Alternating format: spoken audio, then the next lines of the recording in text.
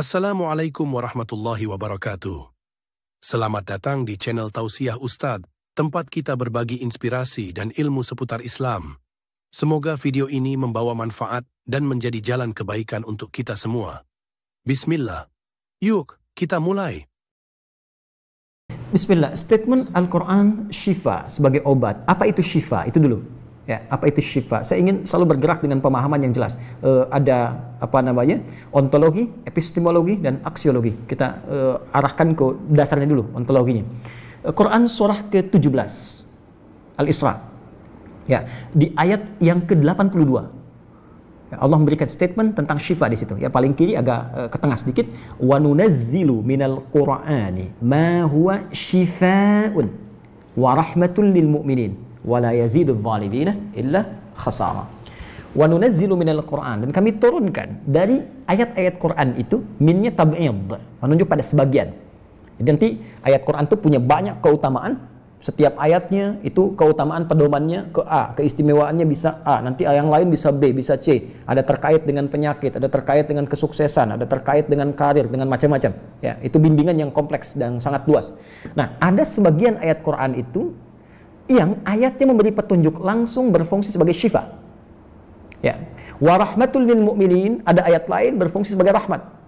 Tapi ingat, lil mu'minin, bagi orang-orang yang yakin, tanpa ragu. Jadi kalau kita ingin berinteraksi dengan Al-Quran, kaidah pertamanya jangan pernah ragu. Ya, Quran surah kedua ayat 2, dzalikal kitabu la raiba fi.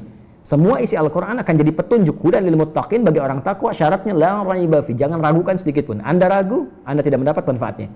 Oke, sekarang kita kembali. Apa itu syifa? Syifa sering diterjemahkan dengan obat. Ya, penawar. Syifa sesungguhnya punya arti yang lebih luas. Ya, obat itu di dalam Al-Quran, bahasa diksi Al-Quran, juga hadis, bahkan standar bahasa Arab biasa, itu setidaknya punya dua diksi dari dua kasus yang terjadi. Ya.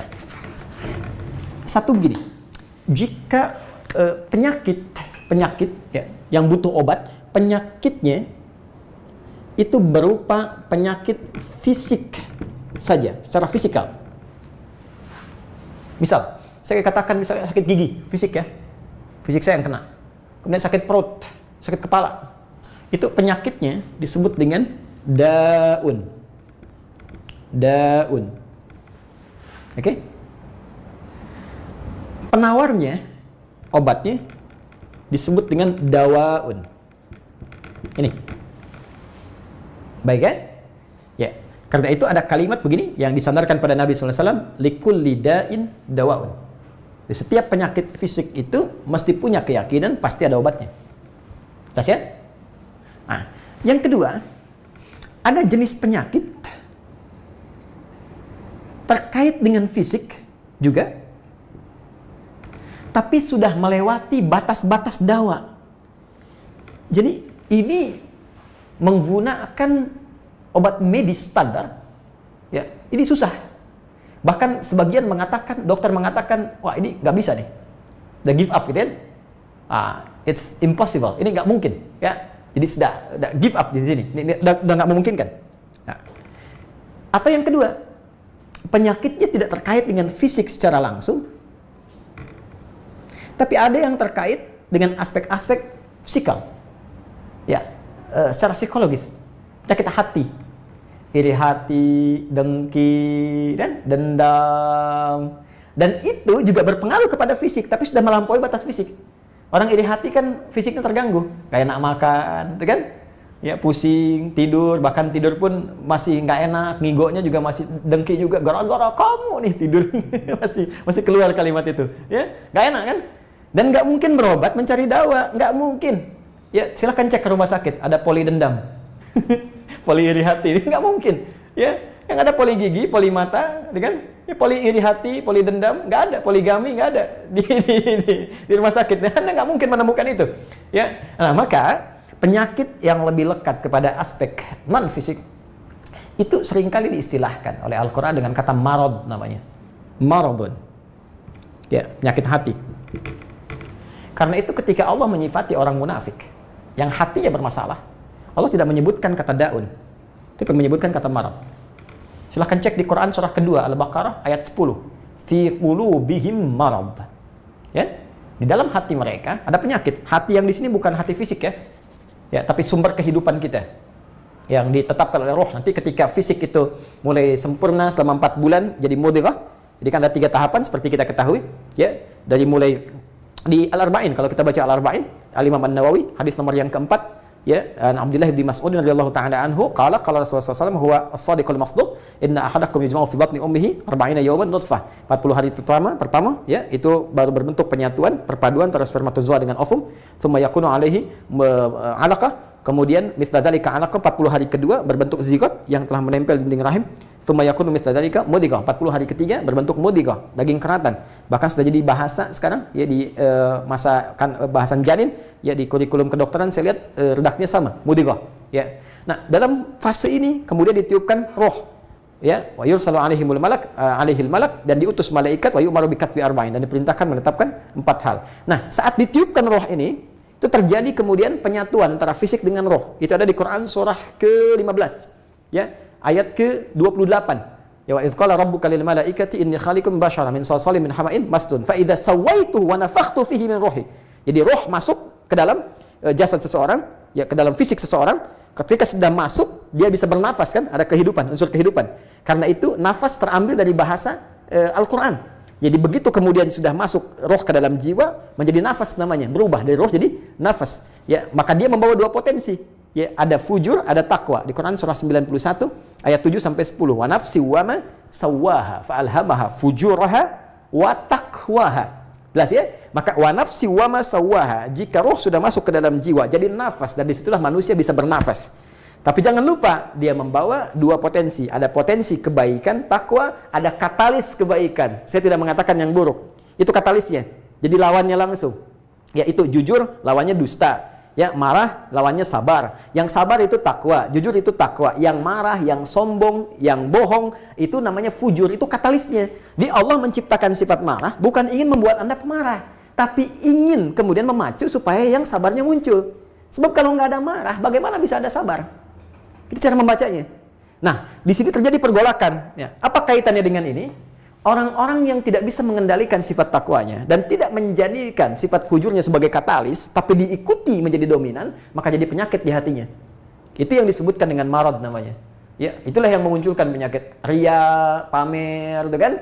Sum'ah, ingin didengar orang, sombong turunannya, ya, kemudian dendam dan sebagainya. Ini marad.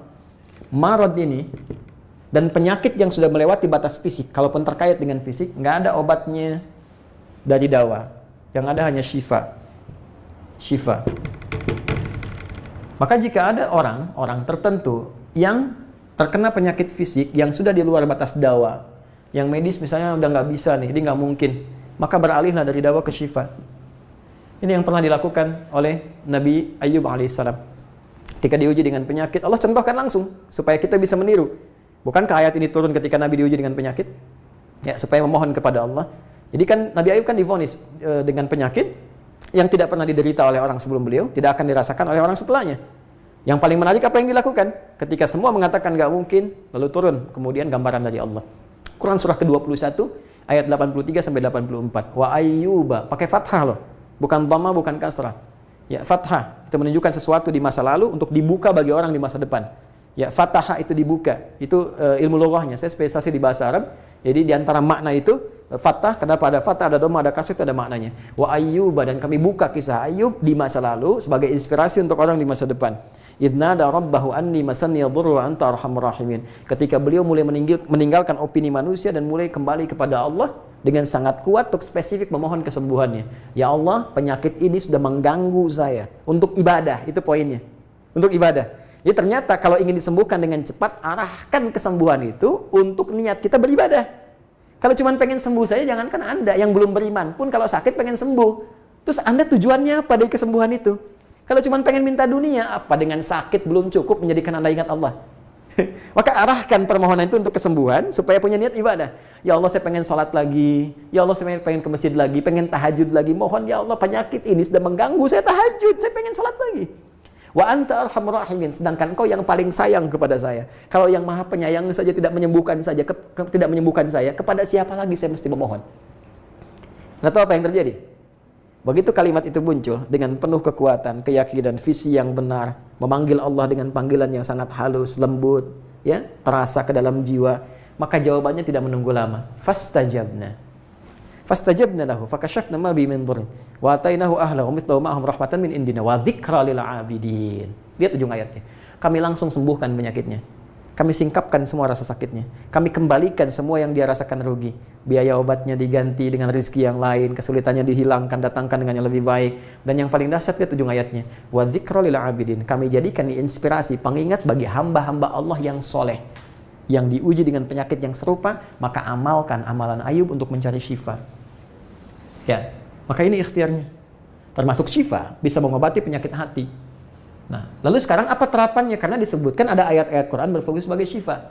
Ya, ini yang digunakan sebagai zikir diantaranya. Apa itu? Tadi saya sampaikan Al-Fatihah.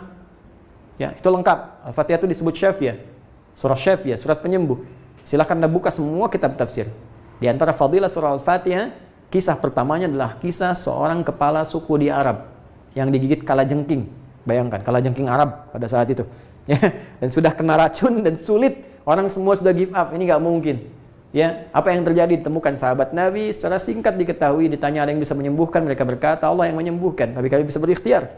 Dipanggil mereka, dibacakan Al-Fatihah, sekali bacaan, tanpa diulang-ulang, tanpa pakai alat-alat tertentu, tiba-tiba syufia disembuhkan sampai diberikan hadiah berupa beberapa kambing. Tapi mereka, mohon maaf izin, Ibu Rektor dan sebagainya, mereka khawatir jadi gratifikasi.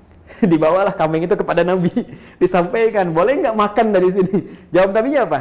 Dari mana kalian tahu kalau surat itu bisa berfungsi menyembuhkan? Al-Fatihah. Tapi gimana cara baca Al-Fatihahnya? Karena dulu orang sekali baca sembuh, sekarang orang 1000 kali malah nambah penyakit. Apa yang salah? Nah, berarti nanti ada terapan lagi ilmu yang lain, kan? Nanti ada surah ke-26, Asy-Syu'ara ayat 80 itu zikirnya Nabi Ibrahim. Biasanya saya praktekkan ini, ya termasuk dengan kawan-kawan, saya suka sampaikan kalau ada yang dirasa-rasa sambil dipegang, sambil kembalikan kepada Allah, baca wa idza maridtu fahuwa yashfin. Kalau saya sakit pasti Allah sembuhkan, nggak mungkin dititipi penyakit kalau nggak ada hikmah di balik itu. Bisa pernah saya amalkan saat diundang saya ke Kalimantan untuk ceramah, tiba-tiba ceramahnya ba'da maghrib, sore hilang suara. Hilang. Sama sekali nggak ada. Ya begitu salat, ya kita sama amalkan tadi dengan penuh keyakinan, minta ikhtiar juga pakai fresh care gini, tapi kita minta ya Allah, ya wa idza maridtu fahuwa yashfin, kalau saya sakit pasti Allah sembuhkan. Nggak mungkin ditugaskan kalau Allah nggak berikan perangkatnya, pasti diberikan. Nah, tahu apa yang terjadi? Begitu ngimamin maghrib, suara keluar serak-serak basah. Begitu tausiah, keluar sempurna. Ba'da isya nyambung, keluar sempurna. Habis ceramah, hilang lagi suara. Hilang lagi suaranya, supaya disuruh istirahat, gak banyak nanya orang gitu kan. Tapi itu menarik. Dan puncaknya tadi, Quran surah ke-21 ayat 83 sampai dengan 84. Tergantung kasusnya. Kalau di kasusnya misalnya kasus, mohon maaf, ya terkait dengan kehamilan, nanti ada lagi yang lain ayat-ayatnya. Ya. Misal di Quran surah ke-3 ayat 38 sampai 39. Nanti di Quran surah ke-19 menjelang persalinan, dari ayat ke-25 sampai dengan ayat ke-26. Nanti di Quran pas kalau sudah berkembang janinnya, ada di Quran surah ke-7 misalnya, ayat 189 dengan doanya dan turunan lainnya. Bahkan bisa diamati teman-teman yang di SPOG misalnya, atau di kebidanan, ada nanti ayat-ayat spesifik, Quran surah ke-22 ayat yang kelima, ya ada di Quran surah ke-23 Al-Mu'minunnya, ya ayat 11 sampai 13 itu lengkap sekali. Kita bisa gali sampai ke situ. Itu yang kita maksudkan syifa. Jadi keluarkan ayat-ayatnya, tapi bukan sekedar dibaca, dalami isinya. Sehingga paham apa yang harus dilakukan. Karena di sini nanti ada konsep ikhtiar juga. Ikhtiarnya bagaimana, ya secara medisnya seperti apa, dan pertolongan kepada Allahnya bagaimana. Terakhir Nabi pernah datangi seseorang, dia minta disembuhkan. Ya Allah, ya Rasulullah, si fulan sakit, tolong sembuhkan. Kata Nabi, idzhab ila tabib, pergi ke dokter. Kata orang ini, Anda kan Nabi, tinggal berdoa disembuhkan. Jawab Nabi sangat elegan. Pertanyaan orang ini bagus, Anda Nabi, berdoa dikabulkan, pasti. Tapi jawab Nabi sungguh elegan. Kata Nabi, kesembuhan itu dititipkan di tangan para dokter. Jadi Nabi ingin memberikan satu isyarat, Anda tetap ikhtiar. Karena tidak selamanya Nabi akan hidup. Ya, karena itu dokter-dokter mesti belajar. Saya mendambakan dokter-dokter yang bisa belajar dari Quran juga. Saya mengharapkan nanti ada dokter mata yang hafal, ya, misalnya ayat-ayat tentang doa, ayat tentang mata, ya, riset tentang ayat-ayat mata, hadis-hadisnya apa, sehingga Anda bisa menerapkan resep-resep yang indah. Ya, waduh, kenapa nih dok, mata saya nih nggak bisa dikontrol nih, sakit. Kenapa? Saya kalau ngelihat tetangga beli kulkas sakit, kan nggak bisa dikasih obat tuh ya. Anda bisa kasih resep, Quran surat sekian, ayat sekian, ayat sekian. Nah, itu yang banyak kejadian sekarang. Ya, orang matanya sehat, tapi tidak bisa membedakan mana milik dia, mana milik orang lain. Demikian juga dengan yang lainnya. Itulah syifa. Wallahu ta'ala a'lam bishawab. Terima kasih sudah menonton. Jangan lupa like, share, dan subscribe untuk mendukung dakwah ini. Sampai jumpa di video berikutnya. Wassalamualaikum warahmatullahi wabarakatuh.